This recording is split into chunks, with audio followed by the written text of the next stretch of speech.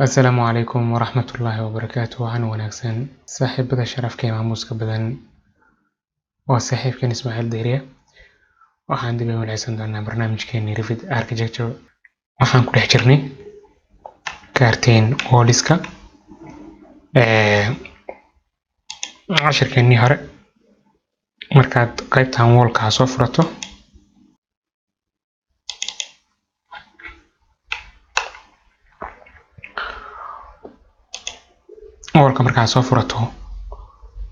waxaad arkaysaa inuu gudaha ku jiray qaybtan curtain walls ayaa la isku dhahaa.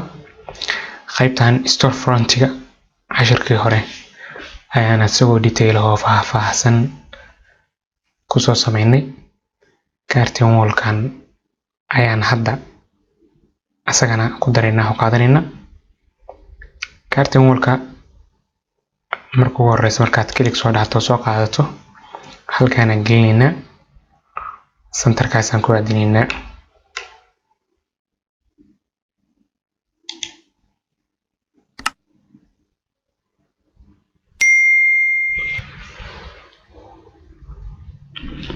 waxaan ku dhufanaynaa 4 mitir ee barkaas ayaa klik ku siinaysa.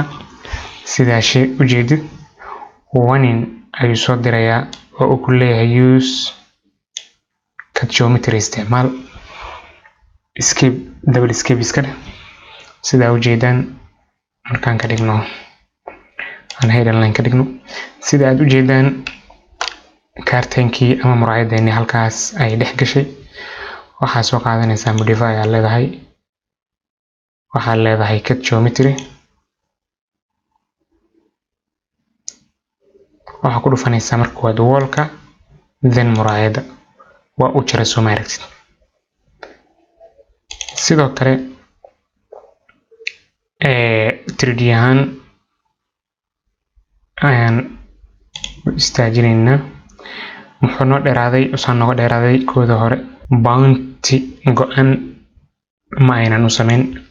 height waxaa nooga dhigtaa 3 mitir nooga dhigaan leenahay mitir aan isticmaalaynaa. halkaas ergaa joogto right click dheh, zoom in regionkaas noo soo dhawe.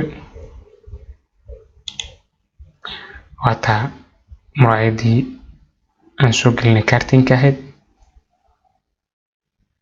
oo muraayad falaad oo fidsan oo wax aluminium ay wax kale aan lahayn. then waxaan u sameyn doonaa waa jarjari doonaa waa qurxi doonaa. waxaa ku dhufataa soodkaas double click dheh oo marka haddaad ku dhufato asaga haysataa. okay marka waa nidaaminaynaa. waxaan sameynaynaa customization. waxaad sameynaysaa marka architectiga adoo jooga ayaa waxaa arkaysaa 3dan icon ayaa haysataa. kan oo ah curtain system, curtain grade iyo curtain mullionka. qaybtan mullionka curtain grade-kan noo soo qaad adoo wata. haddaad soo istaagto cornerkan linekan ama linekan wuxuu ku siinayaa horizontal grade ayuu ku siinayaa. haddaa kor istaagto ama hoos istaagtana muxuu ku siinayaa vertical grade. marka saas adoo geeskaaga u taagan keli mid kore iyo mid hoos ku dhiji dhexdaana saas u istaagaysaa kor ku dhijinaysaa.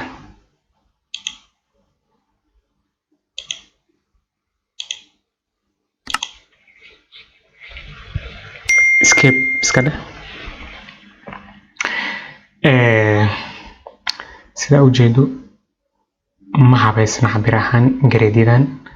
si aad u habayso waxaa sameynay kaasoo kale markaa ku dhufato 0.4 kaas waxaa iga dhigtaa 0.6.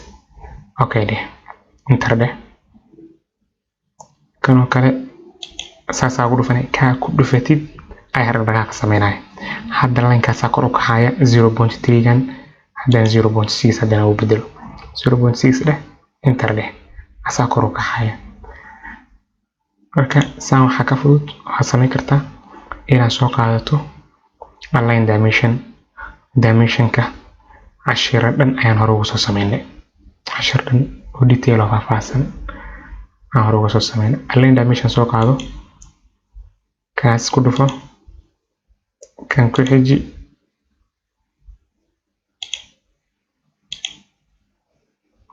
halkaa markaad joogto kaas gadaal hal mar usoo laabo, kaas geeska hal mar ku dhiji,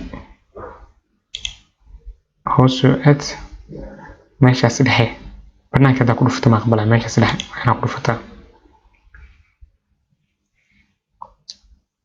right click noo dheh, zoom in intaan noo soo durji suu noogu weynaado. Okay,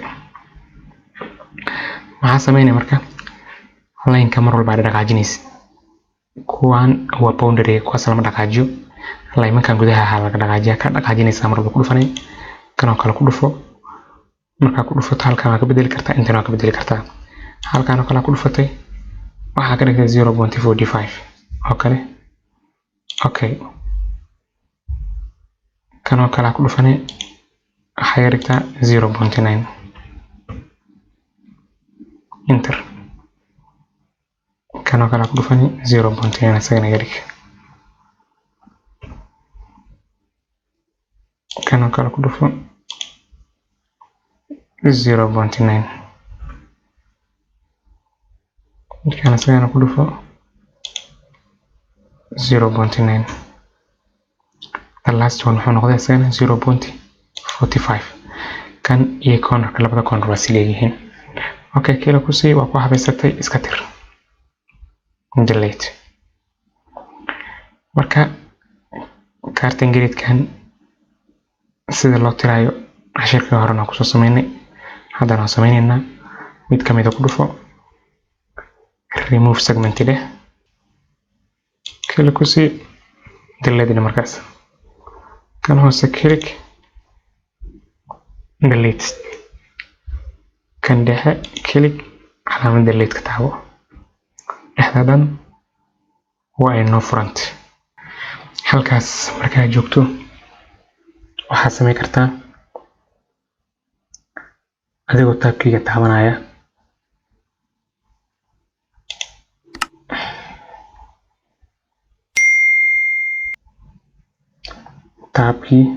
taab oo calaameysay keligaa la dhahay si irid loo soo geliyo. cashirkii horena waa kusoo sameynay. waxaa sameynaysa inta fiiri wax irida ma haysid, waa inaad soo gashataa. marka waxaan dhehayna insert load family, waxaan dhehayna markaas load family doors, kaasi double door kaanoo soo qaad, open waa wadataa, highlight saar, markaas taabo, soo gal, waa ka door carton wall double store front. sidoo kale waxaad sameyn kartaa panelkaas adoo kusoo dhawaanaya ayaad taabkii taaban kartaa. markaasaad taabkiigu taabato right kaligaa la dhigi kartaa, select panel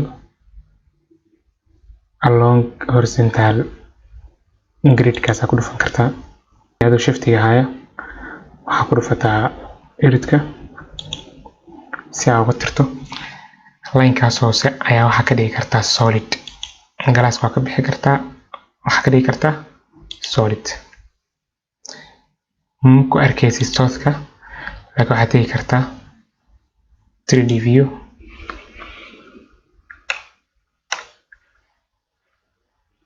qaybtaas oo solid ayuu noqday.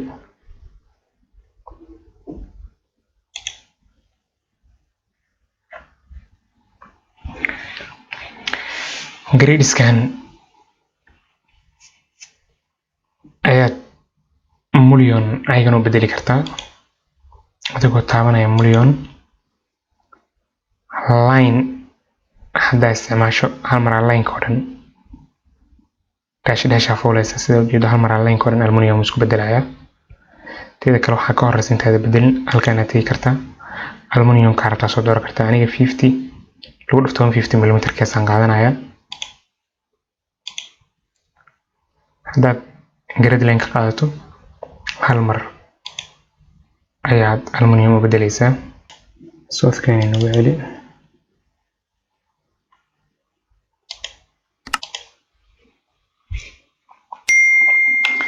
sidoo kale muliyonkaada jooga haddaa qaadato segment haddaa qaadato grade line segment hal segment ayuu kuu sameynayaa